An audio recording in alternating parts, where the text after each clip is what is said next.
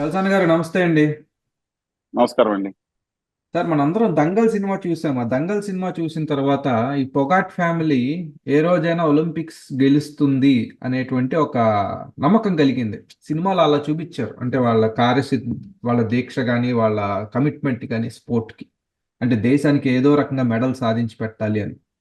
కానీ నిజానికి అది దాదాపుగా ఆ కళ సాకారం అయినట్టే కనిపించింది. వినేష్ పొగాట్ ఖచ్చితంగా సిల్వర్ మెడల్ అయితే కన్ఫర్మ్ అయిపోయింది. ఫైనల్కి వెళ్తే అనూహ్యంగా సినీ ఫక్కీలో రాత్రికి రాత్రి 2.7 కిలోల 700 గ్రాములు బరువు పెరిగిపోయింది ఆమె.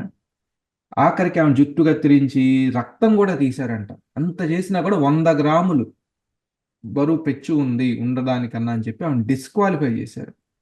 కానీ చాలా చోట్ల నుంచి ఇది కేవలం ఆ, ఆ, ఆ, కాకతీయ ఆ, కాకతాళీయంగా జరిగింది కాదు, దీని వెనకాల కుట్ర కోణం కూడా ఉండి ఉండొచ్చు. దేనికంటే బ్రిజ్ భూషణ్ చరణ్ సింగ్ ఆవిడ, ఆయన మీద కూడా ఈవిడి రెస్లర్లకి లైంగిక వేధింపులు జరుగుతున్నాయి అన్న టైంలో ఈవిడ బయటకు వచ్చి పోరాడారు. మా మెడల్స్ని కూడా గంగా నదిలో పడేస్తామని చెప్పి బాగా గట్టిగానే పోరాడింది ఈవిడ ఆ సమయంలో, మోడీ ప్రభుత్వానికి వ్యతిరేకంగా. దాన్ని దృష్టిలో పెట్టుకుని ఈ రకంగా ప్రతీకారం తీర్చుకున్నారని కూడా కొన్ని వాయిసెస్ వినిపిస్తున్నాయి. మీకేమనిపిస్తుంది సార్? మీ ఒపీనియన్ ఏంటి?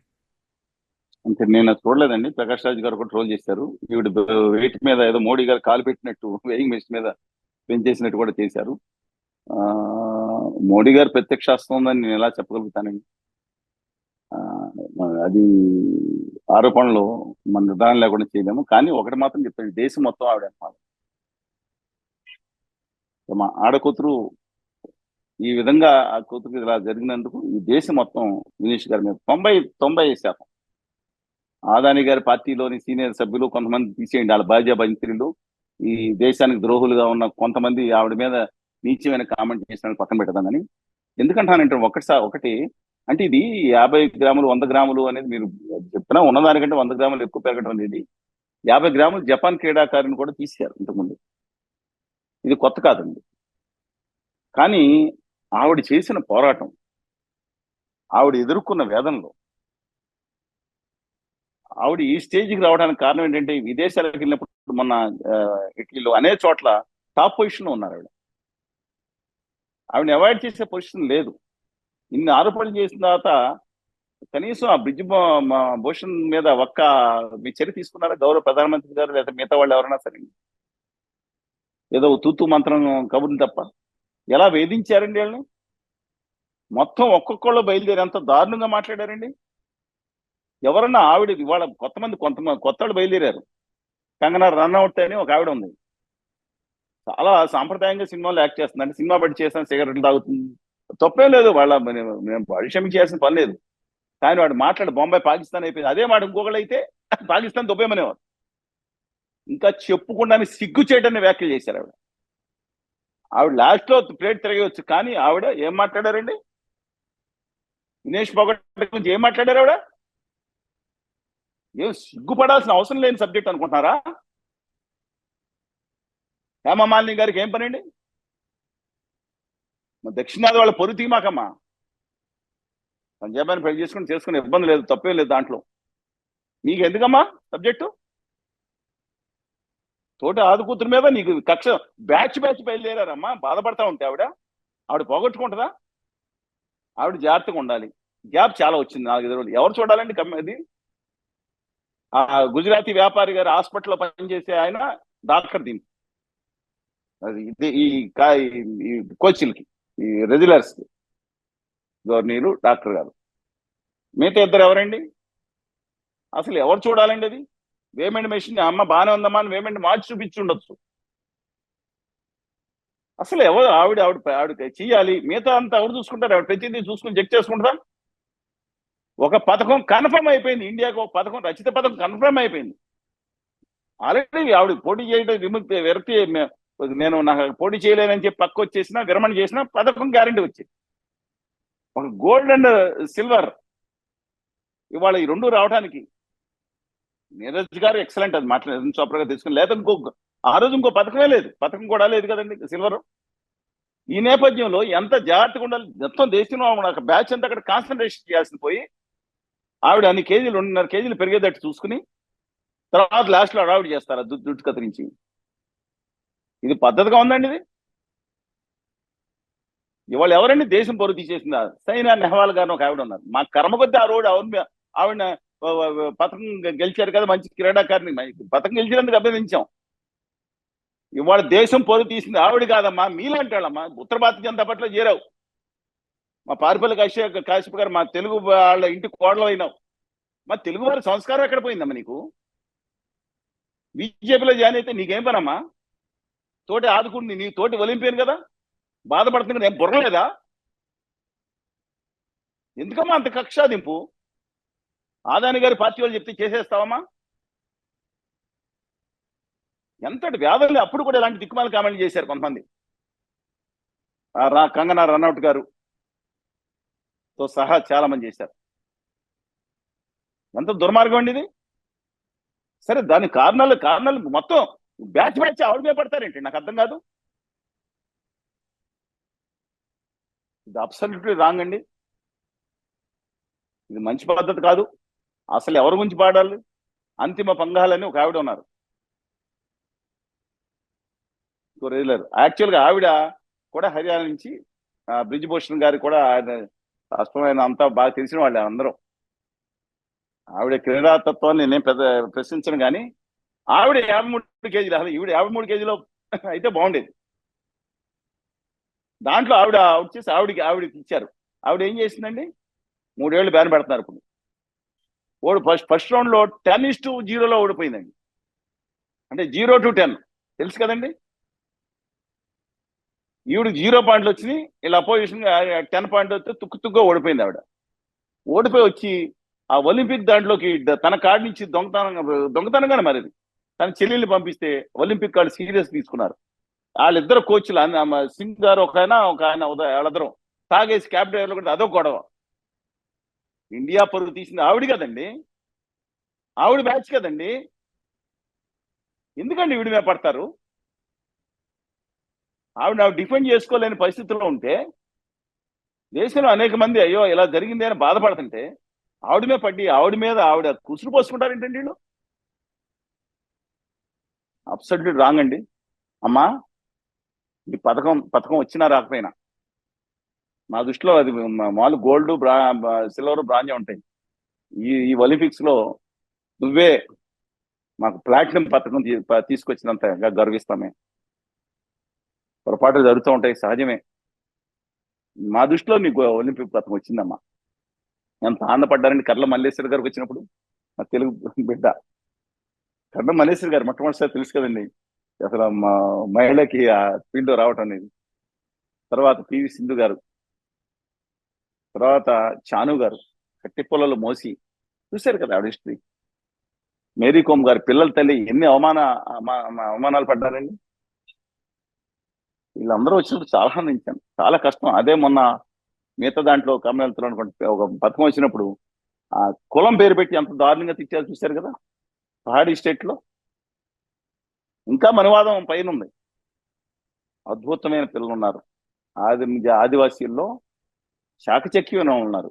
ఆ యూరోప్ వాళ్ళను ఆఫ్రికా వాళ్ళు ఎందుకు పనిచేస్తారండి? దిక్కుమాలిన రాజకీయాలు. నేను ఒక పార్టీని అంటలేదు, ఆదాని గారి పార్టీని, ఉత్తర భారతీయ జనతా పార్టీని అంటున్నా, ఒకదాని అంట.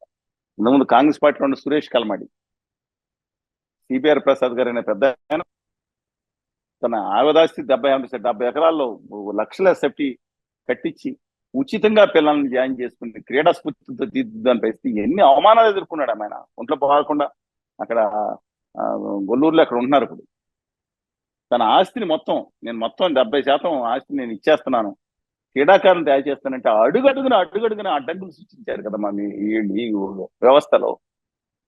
మన దేశ జనాభా ఎంతండి? 150 కోట్లు సార్. 150 కోట్ల పైన, దాదాపు 150 కోట్లు ఉంటుంది కదా. ఇవాళ ఎన్నో స్థానంలో ఉన్నాం తెలుసా అండి? నిన్నటికి 64 అనుకుంటా, 67, 63, 3 గ్రేడ్లు ఇంప్రూవ్ అంటే ఒక బంగారు పథకం గెలిస్తే మనం వచ్చేస్తామండి. 40కో 30కో వచ్చేస్తాం. ఆ చిన్న దేశాలు ఉన్నాయి, పేర్లు చెప్పడానికి కూడా నాకు 20 లక్షల పాపులేషన్, 15 లక్షల పాపులేషన్. న్యూజిలాండ్ సార్, న్యూజిలాండ్ చిన్న మన రాష్ట్రం. అది కానీ ఆ దేశం న్యూజిలాండ్ మనం అందరం విన్నామండి. లక్సెంబర్గ్ చిన్న దేశాలు ఉన్నాయి కదా, చాలా చిన్న దేశాలు. ఎస్టోనియా 15 లక్షల జనాభా ఉన్న దేశం. ఆ దేశం పాటు కూడా చేయలేవండి. మన చావ తక్కువ దమ్మున్న యువతున్నారు ఇక్కడ, దమ్ము ఉన్న యువతున్నారు. కానీ కోట చలసాని గారు రామూర్తి ఇక్కడ ఒక లాంటి పాయింట్ మాట్లాడాలి. మీకు ఈ క్రీడలకి సంబంధించిన నిధుల కేటాయింపులో గుజరాత్కి 400 కోట్లు, హర్యానా అసలు ఎక్కువ మనకి మెడల్స్ సాధించేది, క్రీడాకారులను ఒలింపిక్స్ ఇచ్చేది హర్యానా రాష్ట్రం. హర్యానా అయినా పంజాబ్ పంజాబ్ అండి. రాష్ట్రాలకి చాలా తక్కువ. యూపీకిను గుజరాత్కే పెద్దపీట వేశారు అని కూడా ఉన్నాయి ఆరోపణలు. ఏకంగా మీరు 400. దయచేసి ఇలా అవమానకరంగా మాట్లాడమాకండి. ఆదాని గారి ప్రభుత్వం మీద మీరు ఇలాగా ఇలాగా ఏమన్నారు, పెద్దపీట వేశారు ఏంటండి? ఏం మాట్లాడండి మీరు? తప్పు కదండి మీరు ఇలా మాట్లాడతాం. పెద్దపీట అంత సంస్కారమైన భాష మాట్లాడాలని వాళ్ళతో. నమ్మక ద్రోహం, దేశం అంతటి కూడా నమ్మక ద్రోహం ఏమంచి చేసిన, ముఖ్యంగా మన ఆంధ్రప్రదేశ్కి హోదా విభజన హామీని ఇవ్వలేదు కదండి. నమ్మక ద్రోహం కాదు అది. ఇంకేది లేనట్టు ఆదాని గారి పార్టీ వాళ్ళు వ్యవహరించడం అన్యాయం అండి. ఇది చాలా అన్యాయం. 236% ఎంతో పెరిగింది. కొన్ని విభాగాలను కేంద్ర ప్రభుత్వం గణాంక శాఖ ఇచ్చింది. గుజరాత్ దాంట్లో మిగతా రాష్ట్రాలకు 20-30% పెరుగుతుంటాయి. అందువలన ఇది ఒకటే కాదండి. ఈ సంవత్సరం ఈ 2 సంవత్సరాల బడ్జెట్ లో దాదాపు 39,000 కోట్లు ఆ గుజరాత్ కి బుల్లెట్ రైలు వేసుకుంటున్నారు. 39,000 కోట్లు ఈ రైల్వే బడ్జెట్ లో పెట్టి, తెలంగాణకు 5,300 కోట్లు పెట్టి, ఇంతకుముందు 2014 పోల్చుకుంటే 10 రెట్లు పెరిగింది. చప్పట్లు కలుసుకోండి, క్యాకర్స్ కాల్చుకోండి, పుల్లారెడ్డి స్వీట్లు పంచిపెట్టుకుని దొరలండి అని చెప్పి పండగ చేసుకోమని చెప్తే వీళ్ళు తెలియకుండా అమాయకంగా పండగ చేసుకుంటున్నారు. చెప్పేవాడు నాలాంటి వాళ్ళకేమో మీ టీవీలు 90% మేజర్మెంట్ అని నన్ను గొంతును నా నొక్కేశారు. నా చర్చల పిల్లలు నా వాదం వినిపించింది ఎందుకనో. ఇప్పటికీ వాడిని ఏమన్నాం, ఎప్పుడన్నా పద్ధతి మార్చుకుని ప్రజలకు స్వతంత్ర వ్యక్తిత్వం తెలియజేయాలని కోరుకుంటాను తప్ప నేను ఎందుకంటాను, journalist everybody I will respect them. వాళ్ళ ఒత్తిళ్ళు వాళ్ళకు ఉండొచ్చు. కానీ నేను అడుగుతున్నా, ఎంత అన్యాయం జరుగుతుంటే క్రీడాకారుల విషయంలోనే కాదని ప్రతి దాంట్లో కూడా ఏం తక్కువ అని అడుగుతున్నాను నేను. మన దేశంలో యువతకి ఏం తక్కువ? సరైన అద్భుతమైన చాకచక్యం ఉన్న వాళ్ళు ఉన్నారు. కుస్తీ పోటీల్లో వాళ్ళకన్నా మనం ఏమన్నా తక్కువ ఉన్నామండి? కోట రామూర్తి, దండమూడి రాజు కూడా అసలు మన దగ్గర ఎంతమంది ఉన్నారండి? అద్భుతంగా ఉన్నారు. నిలబెట్టుకుందాం. ముందల యువత ఈ కాలేజీల్లో ముందల ఈ పౌల్ట్రీ ఫార్ములని ఆపించమని కోరుతున్నాను కార్తీక్ గారు. మీరు ఈ మధ్యన ఈ పౌల్ట్రీ ఫార్మ్స్ ఉన్నాయి కదా, చైనాలని చాలా పౌల్ట్రీ ఫార్మ్స్ పెట్టారు తెలుసుగా ఇండియాలో. ఆ పౌల్ట్రీ ఫార్మ్ లో కోట్లాది మంది విద్యార్థులు చదువుకుంటున్నారు. ఆ కేజీలో పెడతారు పక్షిని, తెలుసు కదా. కోళ్ల ఫారంలో అది అటు ఇటు తిప్పితేనండి బరువు తగ్గిపోతున్నాయి. తినాలి, కిందకి ఆరు అంతే. గుడ్డు పెట్టాలి, లేదా బ్రాయిలర్ అయితే కోసేయటానికి బాగా పెంచుతారు. వాళ్ళు ఎక్కువ తలకాయ పైకి కూడా పెట్టి చూడటానికి ఆకాశం ఉంది. అలా పిల్లల్ని 24 గంటలు రుద్దుడు, ర్యాంకులు. దీనికి బాధ్యత ఎవరు? మీరు కాదా? మీ పేరెంట్స్ కాదా? మనం కాదా? ఇంకొకరు అనుకునే బదులు మనం కూడా ఆలోచించుకోవాలి కదా. ఏడ్ల అవసరం లేదు అంటే అందరిని అంటలేదు, ఎక్సెప్ట్ 5% కొంచెం చోట్ల ఉంది. మొత్తం వాళ్ళని రుద్దుడు, అమెరికా వెళ్ళిపోవాలి, ప్రతి వాళ్ళు సత్యనాథేళ్ళు అయిపోవాలి, తొందర పిచ్చి అయిపోవాలి. ఇదేనా అండి? క్రీడల మీద వాళ్ళ కేంద్ర ప్రభుత్వం వాళ్ళ విద్య మీద ఎంత ఖర్చు పెడుతున్నాడు? అది తక్కువే. క్రీడల మీద తక్కువ, చిత్తశుద్ధి లేదు. ఇవన్నీ ఉండాలని చెప్పుకుంటూ ఉంటాం. ఏదో రోజు ఒక యువతరం, కసి ఉన్న యువతరం, మకీలి రాజకీయాలు అంటాను యువతరం మళ్ళీ మన రాజ్యాధికారంలోకి వస్తే దడదలాడిచి ఈ దేశాన్ని నెక్స్ట్ జనరేషన్ అద్భుతమైన శక్తి సామర్థ్యాలను యువతను మత పిచ్చి కోసం, కుల పిచ్చి కోసం, ఉప ప్రాంతీయ పిచ్చి కోసం దాన్ని వాడేలా కేంద్రంలో ఉన్న ఆదాని గారి పార్టీ లేదా ఇంకొక ఇంతమంది కాంగ్రెస్ పార్టీలో కొంతమంది చూసుంటారు. నేను ఒక్క పార్టీనే తప్పట్నండి. ఈ పార్టీలో అందరూ స్థానిక పార్టీలు కూడా ఒకళ్ళ మీద ఒకళ్ళు రెచ్చగొట్టుకుంటాం. రాష్ట్రం అసలు విద్యార్థులు భవిష్యత్తు దీని గురించి మాట్లాడటం లేదు. నిన్నేదన్నారు నీకేదో ట్రయాంగిల్ లవ్ స్టోరీ, అదో ట్రయాంగిల్ లవ్ స్టోరీ. ఇప్పుడు మీరు ఇదేదో పెట్టండి, వాళ్ళు తీసుకొచ్చి ఏదో నటుడును ట్రయాంగిల్ లవ్ స్టోరీ మీరు పెట్టండి, దీనికి 5 మిలియన్స్ వస్తాయి, మీకు బోల్డెన్ డబ్బులు వస్తాయి. లేకపోతే విజయసాయి రెడ్డి గారు డబుల్ ట్రయాంగిల్ లవ్ స్టోరీని పెట్టండి, ఇంకోటి వస్తాయి. ఎవరో దువాడ జగన్నాథ్ గారు ఉన్నారంటే ఎవరో, ఆయన మీద ఏదో అదేదో నడుస్తుంది ఇష్యూ, అది పెట్టండి, 3 మిలియన్స్ వస్తాయి, డబ్బులు వస్తాయి. ఏంటంటే ప్రజలు చూస్తున్నారు, అదే వేస్తున్నా ఉంటున్నారు కొంతమంది. రాష్ట్రానికి అది ఒక వార్త కాబట్టి విజయసాయి గారికి ఉంటే వార్త, రాజ్ తరుణ్ ఒక సినిమా హీరోగా కొంతకాలం చేశారు కాబట్టి ఆయన మీద వార్త ఇప్పుడు చేస్తున్నారు కాబట్టి అది ఒకటి. అదే 24 గంటలు పెట్టి తిప్పి యూట్యూబ్ ఛానల్స్ అని ఇంటర్వ్యూలు ఎవరెవరు వస్తున్నారండి? అసలు అవగాహన ఉందా వాళ్ళకి? కేవలం 24 గంటల పక్కన మీద దుమ్ము వేయడానికి. మరి మీరేమో ఈ క్రీడలు అంటారు, వినేష్ పోగట్ అంటారు, ఈ దేశం అంటారు. అందుకని మీరు అక్కడే ఉండిపోయారు, మేము ఇక్కడే ఉండిపోయాం. కానీ మన సిద్ధాంతాలు మాత్రం వదలొద్దండి. తప్పకుండా సార్. చూద్దాం మరి వినేష్ పోగాట్ ఈ మొత్తం వ్యవహారం దంగల్ 2 అనే సినిమా తీసే అన్ని నాటకీయ పరిణామాలు ఉన్నాయి. అంటే మన సినిమా ప్రేమికులం కదా. నీరజ్ చోప్రా గెలిచిన అందరికీ అభినందనలు తెలపండి. నీరజ్ చోప్రా గారు కూడా చాలా మంచి మనిషి. ఈ దేశం కోసం ఆ రోజు గొడవ జరిగినప్పుడు కూడా ఇప్పుడు తప్పుడు ఆరోపణలు తోటి క్రీడాకారుల మీద చేయలేదు, లైంగిక వేదిక ఆరోపణలు వస్తుంటే కనీసం మానవీయ కోణంతో కూడా ఆలోచించలేకుండా వాళ్ళని హేళన చేసిన మనుషులు వాళ్ళు ఉన్నారా?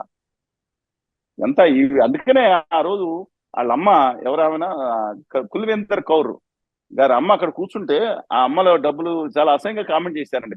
కంగనా రన్అవుట్ గారు ఒక తల్లి మీద ఎవడన్నా తల్లి గురించి మాట్లాడితే ఆవిడ విధి నిర్వహణ చేసింది తప్పని భావిస్తాను, కానీ విధి నిర్వహణ లేకుండా చూసుకుంటే ఇంకా పెద్ద సత్కారం జరగాలి. భౌతిక దాడులు కాదు, ఆవిడ మాటకు మాట చెప్పాలన్నమాట. అలాంటి పరిస్థితులు కంగనా రనౌట్ గారు ఇవాళ వినేష్ పోగట్ గారి మీద కామెంట్ చేస్తారు. ప్రజలు బ్యాక్లాష్ వస్తే తర్వాత సాధించుకుంటాను చూస్తారు. చూద్దామండి. హేమమాలిని గారు, బీజేపీ ఎంపీ గారు, వీళ్ళందరూ ఇంకా చాలా మంది చేసినట్టున్నారు కదా. వీళ్ళందరూ ఆవిడ మీద పడ్డట్టున్నారు కదా. ఇవి అంతిమ పొంగాల మీద గారి మీద మాత్రమే ఎవరు పడరు. ఎందుకంటే బ్రిజ్మోహన్ ఊరుకోరు. ఆయన పవర్, మజిల్ పవర్ ఆయన చూపిస్తారు అని భయం అనుకుంటా. చూద్దామండి ఇదన్నా. రైట్. ధన్యవాదాలు సార్ చలసాని గారు.